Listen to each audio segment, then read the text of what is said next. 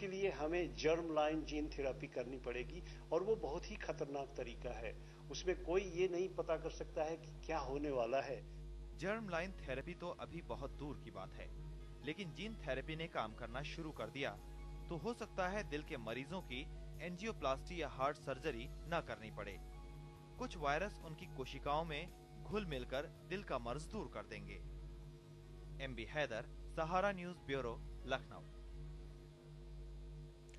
तो आपने जाना कि क्या है जीन थेरेपी, किस तरीके से काम करेगी। इसके अलावा भी विस्तार से जानने के लिए और भी तमाम छोटे बड़े क्वेश्चन जाहिर सी बात है आपके जहन में भी होंगे, हमारे जहन में भी हैं। तो इन सभी प्रश्नों का जवाब देने के लिए, चर्चा के लिए इस वक्त गोरखपुर स्टूडियो से हमारे साथ मौजूद हैं जीन थेरेपी के विशेषज्ञ डॉक्टर राजा वशिष्ठ त्रिपाठी। उनसे चर्चा करते हैं। डॉक्टर साहब, स्वागत है आपका। जीन थेरेपी पे हमने रिपोर्ट देखी, अक्सर आम आदमी की बात की जाए, कोई बीमारी होती है तो हम दवा ले आते हैं और दवा लेते हैं। जो जीन थेरेपी है, आम भाषा में समझाइए कि क्या है जीन थेरेपी, किस तरीके से काम करती है।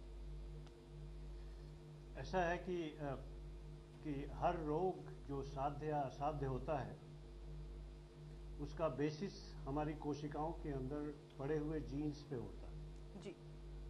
और जीन्स की कार्यप्रणाली अगर गलत हो जाती है या उसमें कुछ डेफिशिएंसी आ जाती है तो हमें रोग पैदा होने शुरू हो जाते हैं जी। जीन थेरेपी में होता क्या है कि हम नॉर्मल सेल से नॉर्मल जीन निकाल करके रोगी की कोशिकाओं में नॉर्मल जीन डालने की कोशिश करते हैं ताकि वो रोगी के शरीर का अंग बन जाए जी। और बीमारियों से उसे निजात दिला दे जी। इसके लिए अभी आप रिपोर्ट में जो दिखाए हैं कि वायरसेस का उपयोग किया जा रहा है जी। वायरसेस का उपयोग ऐसे केसेस में करते हैं जहां इफिशिएंट डीएनए ट्रांसफर नहीं हो पाता जी। और अक्सर ऐसा होता है कि हम नेकेड डीएनए का भी उपयोग कर सकते हैं, उसके साथ साथ डीएनए जेल का भी उपयोग करते हैं और एक कंपाउंड होता है लाइपोसोम जिसका उपयोग करते हैं। लेकिन वायरसेस जो होते हैं काफी इफिशिएंट होते हैं और इन वायरसेस से उम्मीद बहुत बढ़ चली है कि ऐसे व्यक्तियों का जिनकी सोमैटिक सेल खराब जीन्स के नाते जी। बीमार बनाए हुए हैं उनको नॉर्मल जीन देकर के हम उनको फिर से रोग मुक्त कर सकते हैं। जी डॉक्टर साहब, ये तो सबको पता है, हमारे शरीर की कोई भी छोटी बड़ी हरकत हो, हमारे शरीर की बनावट है, कद काठी है, सब कुछ जो जीन्स है हमारे वही डिसाइड करते हैं, वही सब तय करते हैं किस तरीके से एक इंसान होगा। तो आपने बताया कि जो रोगी जो कोशिकाएं हैं, जो सेल्स हैं हमारी, उनको हटाकर फिर जो सही जीन्स है वो इंजेक्ट किए जाते हैं। इस तरीके से इलाज इस बीमारी का होता है।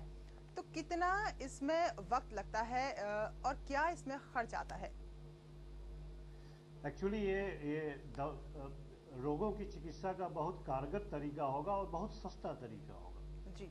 आज जो हम हर रोज पिल खाते हैं, तमाम दवाइयां हैं बाजार में, उसमें एक मर्ज के लिए कभी कभी हम 5 टेबलेट्स खाना पड़ता है।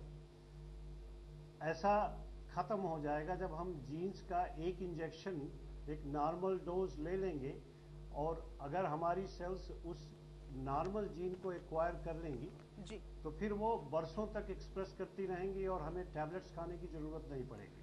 तो जो डॉक्टर साहब जो इससे इलाज होगा कि जो जी बताएं।